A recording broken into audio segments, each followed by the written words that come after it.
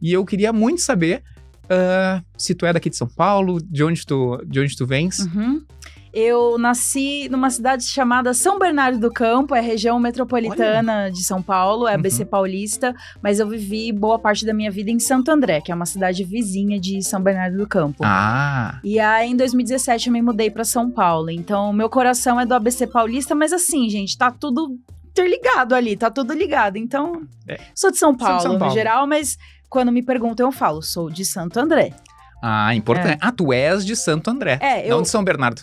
Eu só nasci em São Bernardo. Eu só nasci em São Bernardo. Nasci e fiz a faculdade em São Bernardo, mas a minha cidade do coração é Santo André. San Andreas. Então estamos todos em casa, porque afinal de contas todo mundo aqui do estúdio é de Santo André. Então, Nossa! Olá, conterrâneos! Todo mundo é conterrâneo aqui, então tá todo mundo em casa. Menos você. Menos eu. Infelizmente, eu sou de outro A. O sotaque entrega. Eu sou de Porto Alegre. Mas todo mundo também é do A do ABC Paulista, né? Que é Santo André, São Bernardo e São Caetano. Então, e depois tem D de Diadema. Tem Diadema, aí tem Mauá, que é um pouco mais longe. Muito exato. grande. Loucuras. Geografia. Esse aqui é sobre games. Então, tu começaste a vida pequena Bruninha em Santo André e imagino que já conectada com games ou nada a ver, gostava de brincar de outras coisas e se divertir com outros entretenimentos da vida. Era um pouco de tudo, mas o videogame sempre fez parte da minha vida, assim. Eu falo que acho que é comum com todo mundo. As pessoas não lembram o que acontece antes dos 5 anos de idade, né? Sim. Só acho que coisas muito marcantes. E eu sei que antes dos 5 anos eu devia jogar alguma coisa, mas desde pequenininha eu lembro que eu tinha... Eu não lembro se era um Phantom System, eu não lembro o que era, porque esse console já não tá mais na minha vida há muito tempo. Faz muito tempo, mas eu lembro que eu jogava Duck Hunt com arminha laser, e esse, na minha cabeça, é o primeiro console, mas não era um Nintendinho. Era alguma outra coisa, uma versão... Tipo, porque ele era todo da leve. vida. Eu também acho... Eu não sei o que era. Eu acho que não era o Famicom também, mas... é realmente uma memória muito inicial, então eu não lembro nos detalhes. Eu só lembro que eu amava jogar Duck Hunt e tinha uma arminha laser na mão. Era uma nintendista, desde pequena. Ai, não. Especialmente essa semana eu não quero ser chamada de nintendista. Essa semana que a gente tá gravando. Ok. Mas... Pulei. A gente vai cortar na edição. Não, tá tudo bem. Mas, no fim das contas, se for parar pra pensar, foi a Nintendo que me formou como gamer, né? Porque depois, o console que mais me marcou, que eu tenho memória, assim, da infância, foi o Super Nintendo. Tinha o Mega Drive também, mas o Super Nintendo era... foi o mais legal de todos. Era o meu xodózinho, assim. Então, sempre tive contato com games e... O motivo pelo qual esse universo sempre esteve presente na minha vida, tanto de games quanto cinema, entretenimento no geral, é o meu tio Michael Paterno. Ele sempre foi muito ligado a games e entretenimento. Então, por exemplo, o Super Nintendo eu jogava na casa da minha avó. E eu passava muito tempo na casa da minha avó. Então, tenho ótimas memórias jogando Mario. Jogava Mario com ela também. Com a tua avó? O que Mario, legal. O Super Mario All Stars. Sim. Que tem...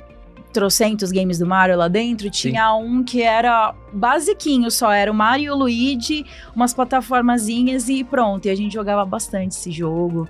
Aí ela ia comigo de final de semana alugar as fitas numa locadora que tinha ali perto. Aí quando eu terminei o Super Mario World pela primeira vez, eu deixei a tela no pause, a TV ligada, esperando meu tio chegar mó tarde do trabalho, só pra mostrar pra ele que eu consegui terminar pela primeira vez. Então assim, brincava de Barbie, tinha negocinho de cozinha, brincava de outras coisas com vizinha, mas o videogame era um negócio... se não tava só eu, era eu ou o meu tio junto. E, de vez em quando, a minha avó. Aí, na adolescência que começou a mudar e tal, mas... Foi te afastando do videogame? Tu teve muitas pessoas que passaram por aqui disseram que tiveram uma fase de abstinência de videogame. Não, eu não tive. Pior que não. Não, chega na adolescência, no início da fase adulta, disse, não, esse negócio de videogame, eu vou dar uma desacelerada. Não, eu acho que foi crescendo exponencialmente. Olha, que legal. Porque que acontecia? Os consoles que eu tinha, que o meu tio tinha, era tudo, tipo, doado do vizinho que comprou o console de nova geração. Uhum. Aí ele era um amigo muito próximo do meu tio, o Bruno também.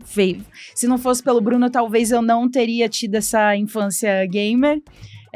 Ele dava esses consoles, então foi tudo indo sem parar, assim. E aí, quando começou a chegar... Tanto que eu acho que o primeiro console que eu comprei foi em 2015, que eu comprei, que fui lá e banquei, foi o PlayStation 5. E o primeiro console que meu tio conseguiu comprar foi PlayStation 5 em 2015? O 4, perdão, viajei. Ah, tá. Não, eu fiquei... Não, falei errado. PlayStation 4 em 2015 e o primeiro console que meu tio conseguiu comprar foi o PlayStation 2. Então esse foi o primeiro console meu, assim. E, eu sempre joguei. Na adolescência, na pré-adolescência ali nos 12, 13, eu tava com PlayStation 2 ainda. Sim. E nossa, pelo amor de Deus, o tanto que eu joguei... Gente, PlayStation 2, pirataria no Brasil, sim, não tem como, assim, foi essencial pra infância criar de muita a base gente. de videogame. Era... games, meu tio chegava com um pacotão de games assim, paguei R$10, escolhe aí o que você quer jogar.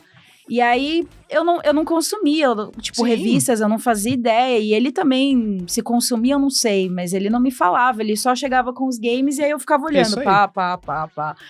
Quero esse, então era meio que uma roleta da sorte. Roleta ali, do que eu ia russa jogar. de jogo aleatório. E aí ali na pré-adolescência que eu comecei a jogar mais com vizinhos, tinha uma TV de tubo desse tamanho, eu pegava, levava pro hall de entrada do prédio, levava o play, a gente ficava jogando um monte de coisa, sempre foi presente. Que legal. Realmente não teve nenhum momento assim que eu não joguei, que eu não tive um console perto de mim. Me tira uma curiosidade agora, tu falaste uma coisa interessante, que é a questão de pirataria e tudo mais. Não vou entrar nesse assunto, eu vou entrar num assunto paralelo, que é, pelo fato de ter uma gama muito grande de jogos, quantos jogos tu realmente jogou e acabou? Isso era comum pra ti? Ou tu jogava, tipo, eu joguei jogou aqui um pouquinho, jogou, sei lá, 1, 2, 3 dias e depois troca pro próximo e teve mais rotatividade de jogos ao invés de pegar um jogo e ir de ponta a ponta? No PlayStation 2, eu acho que foi a fase que eu mais realmente pegava os jogos e terminava. Olha. Agora, no Super Nintendo, tem uma série de fatores, né? Talvez alguém que esteja assistindo a gente não saiba que os jogos daquela época, eles eram difíceis. Sim. E o Super Nintendo... Caros. Só que o que tinha? Eu tinha 2 fitas só, o do Super Mario World e o Super Mario All Stars. Aí na locadora, quando eu ia na locadora, eu sempre alugava as mesmas fitas. Era uma criança de 7, 8 anos, gente. Não tinha nenhuma referência do que eu poderia jogar, o que tava em alta no momento. Sim. Aí eu pegava sempre o Yoshi Island, o Aladdin, o Rei Leão, o Donkey Kong Country, o Donkey Kong Country 2 e o 3. Era sempre esses que eu pegava. Que interessante. Só jogava algo diferente quando meu tio trazia. Sim. Mas qual que é a questão? Os jogos eram difíceis. Muito. E aí, não dava pra salvar. você tinha que devolver a fita, então não dava pra você manter o seu save. Então eu raramente acabava. Tipo, o jogo que eu gostava pra caramba do Super Nintendo era o do Rei Leão, eu só fui acabar ele de verdade agora, velha, com a versão que saiu pra PlayStation 4. Versão de porque Play 4. agora você podia salvar em qualquer momento, naquela época não dava. Aí no PlayStation 1, PlayStation 2, isso começou a mudar. Tipo, eu lembro de God of War, eu joguei tudo no PlayStation 2, do começo ao fim. Joguei o 2, God of War 2, joguei mais de uma vez do começo ao fim. Kingdom Hearts, vários jogos, assim. Aí isso foi continuando. Agora, se você me perguntar, hoje em dia, jogos que eu consigo ir até o final, são tipo 4, 5 por ano, assim. Porque as pessoas ainda é coisa pra caramba, não saibam, eu não trabalho jogando. Meu trabalho nunca foi só jogar videogame. Como assim? Trabalha com games e não acorda de manhã e tá jogando videogame e vai até dormir? Nossa, mas aí também é que absurdo, hardcore, né? Não, eu achei que fosse assim. Todo mundo que trabalha... É a primeira pessoa que aparece aqui que não faz isso de manhã, tarde, de noite. Todas as pessoas que passaram por aqui que trabalham na indústria só jogam videogame. Pois essa é a verdade. Olha só, uma primeira verdade aqui do programa. Sinto decepcionar alguém que queria alcançar esse estilo de vida, mas isso não existe. Não existe. Talvez game tester. Não, olha, é o pior, também é o beta teste. A gente tem um time de QA muito bom, assim, foi premiado, inclusive, ano passado, lá na Hermit Crab, e é enlouquecedor o quanto eles não conseguem jogar cada jogo.